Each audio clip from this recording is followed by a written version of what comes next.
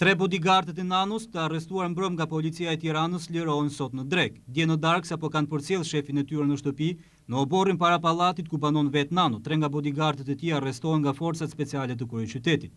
Tre bodyguardët e Nanos, efektiv të Gardës së Republikës, në momentin e ndalimit mbanin si gjithmonë pistoletat dhe dokumentin e Gardës, gjë që nuk i ka penguar policët e kryeqytetit i prangosin ata dhe t'i shoqërojnë në drejtorinë e policisë. Aty ata janë pyetur në lidhje me incidentin që patën me disa delegat në konferencën e Partisë Socialiste në Gjirokastër, ku sipas tyre ishte vetë socialisti Lazaratas që i provokoi dhe goditi i pari me mjete të forta. Por e kundërta është thënë nga ministri i informacionit Ulqini i pranishëm në sallë.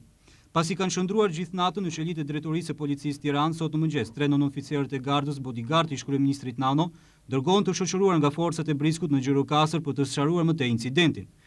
Pasi pyetën nga prokurori Gjirokastrit mbi incidentin, ata lirohen dhe lejohen të kthehen në Tiranë. Prangosja dhe mbajtja në qeli të tre efektivëve të Gardës e kryer nga policia e Tiranës duket paksa e çuditshme dhe e nxituar, pasi më parë si ushtarak që janë tre rojet e ish-kryeministrit Nano duheshin qortuar nga vetë drejtuesit e Gardës nëse vlerësohej se kishin gabuar, lirimi i tyre dhe pastaj shoqërimi në qelitë e Burgut.